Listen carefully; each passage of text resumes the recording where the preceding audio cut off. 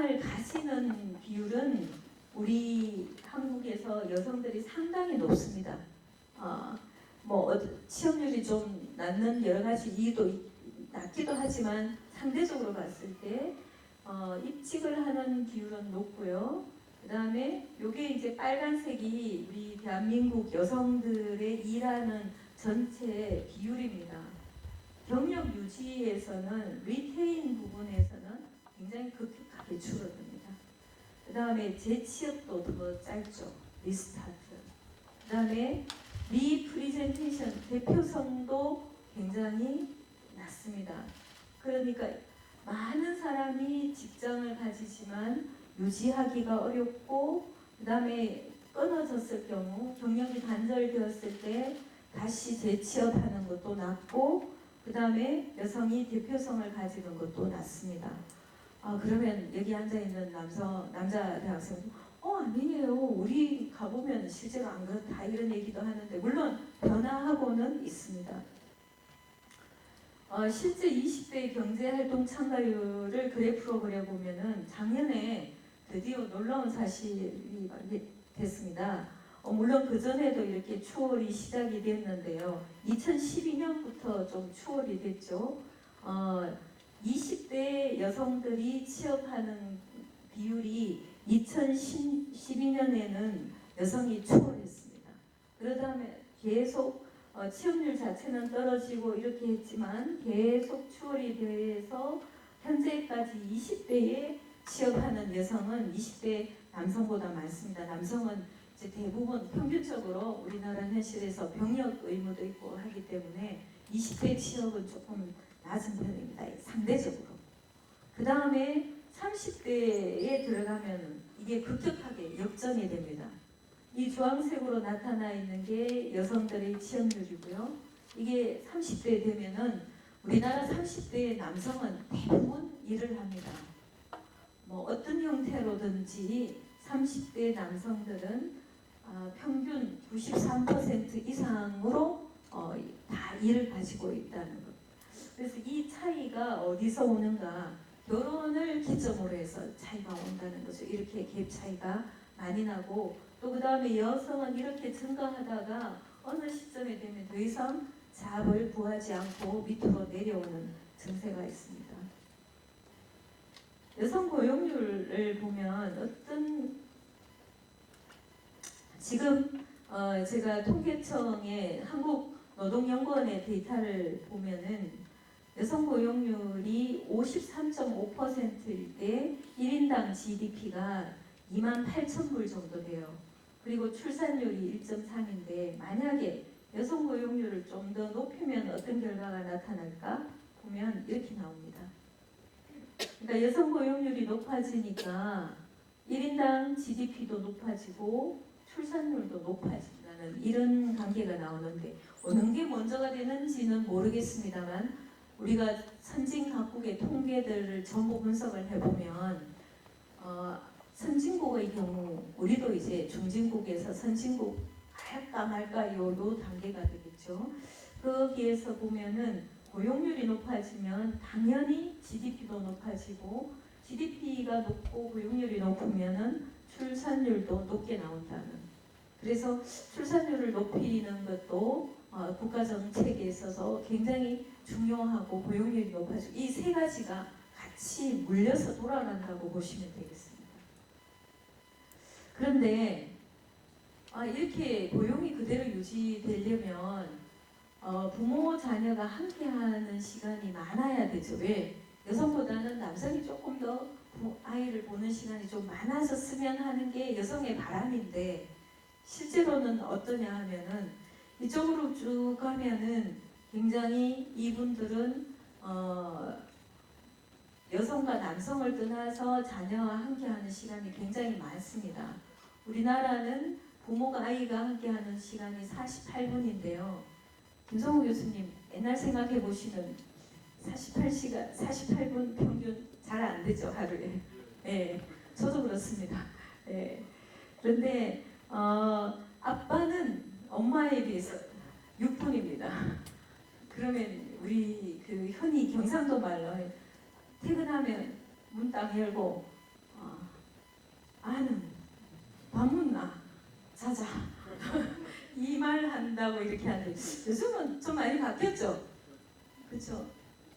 집에서 좀 바뀌었어요? 네, 그런 것 같아요. 네. 그래서 쭉 살펴보면 맞벌이를 하지 않고 이제 전업주부의 경우에는 일하는 여성의 가사 분담 이렇게 살펴보면 아내가 6시간 정도 하고요. 하루에 남편이 이제 46분 정도 합니다. 근데 맞벌이는 오히려 더 줄어들고 있습니다. 그러니까 여성은 줄어드는 게 이제 다른 분의 도움을 좀 받겠죠. 도움을 받고 남편은 오히려 같이 맞보니까 오히려 더 적게 일을 하고 있죠. 그래서 이런 것들이 좀 바뀌어져야지 이 그래프가 좀 높아지면 훨씬 더 여성들이 일하기가 좋을 거다. 앞에 앉아있는 남학생들의 표정이 점점점 어두워지고 있어요. 아예 안 듣고 싶어 하는 경우도 있네요. 그런데 이제 우리 여성가족부에서 계속 육아휴직을 강조를 많이 하거든요. 왜 그러냐 하면은 물론 제가 조사를 해보면 기업에서 육아휴직을 하는 걸 별로 좋아하지 않습니다. 일이 중단이 되고 하니까. 근데 우리 부에서 계속 주장하는 바가 어차피 아이를 낳고 키우고 하는 거는 이제 사회가 같이 해야 된다. 왜? 아까 보셨죠 그래프. 2750년이 되면 이대로 가다가는 대한민국이 사라져 버리니까 거기다 대고 효율 이런 꿈 이런 얘기할 필요가 없다는 거죠. 일단 낳고 봐야 되는 겁니다. 그 정도로 심각한데 낳고 난 다음에 어떻게 키울 것이냐. 일단 출산휴가는 정부가 굉장히 노력한 바람에 3개월 확보가 되어 있습니다. 어떻게 확보했냐? 기업들이 안 주려고 하면은 출산휴가에서 기업이 임금 보조를 해주고 있어요. 그래서 그 덕분에 이제는 3개월 출산휴가를 쓰는 것은 보편적이 되어 있습니다. 그러면 저는 어떻게 했냐? 제가 출산을 했을 때는 여기 우리 둘째가 있는데 제가 보름 쉬었어요. 그러고도 어떻게 살았냐 그런데 그때는 사업을 해서 정말 바빠서 벌떡 일어날 수밖에 없었는데요. 근데 후배들이 그렇게 하는 건 전 바람직하지 않다고 봐요. 내가 그랬으니까 너도 그래가 아니라 나는 그랬지만 여러분들은 더 좋은 세상에서 제대로 모성을 보호하면서 살아야 된다고 생각을 합니다. 다행히 굉장히 제가 이 그래프를 그려보면 작년 한 해 육아휴직을 한 수가 우리가 작년에 1년에 3만에서 5만 정도 아이가 태어났어요. 그 중에서 육아휴직이 87,330건 정도가 돼요. 그러니까 한 40만 넘게 태어난 아이들 중에 우리가 여성, 남성 일을 하는 걸 따져서 보면은 87,000명이 육아휴직을 했다는 거는 사실은 이제 좀 보편화되어 가고 있다는 얘기죠. 그리고 남성 휴직자 수가 적긴 해요. 5.6%인데 그래프를 보면 육아휴직이 이렇게 막 휘어져서 상승을 하고 있잖아요. 근데 남성 휴직도 이렇게 상승하고 있어요. 그러니까 굉장히 급격하게 사회가 변하고 있다는 거죠. 그러니까 남성도 육아휴직에 동참하고 있다는 거죠. 그러면 어떻게 하냐? 남녀 가릴 것 없이 다 동참하면 보편화가 된다는 거죠. 그게 이제 우리 부에서 전략적으로 추구하는 겁니다.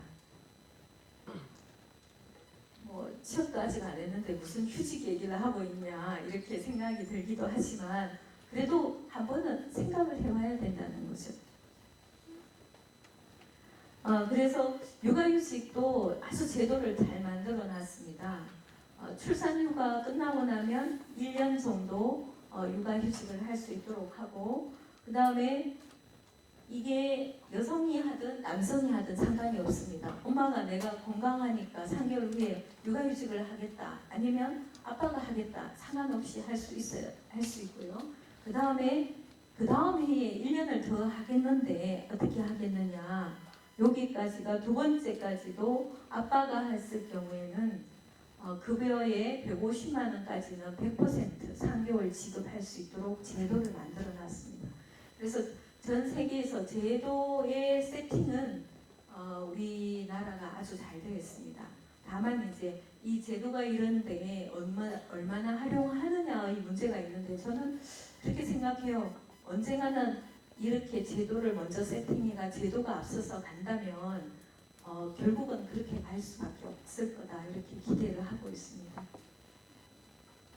그래서 2016년부터는 아빠의 달 휴직을 하면 1개월 지원을 했는데 3개월까지 지원을 할 수 있도록 됩니다.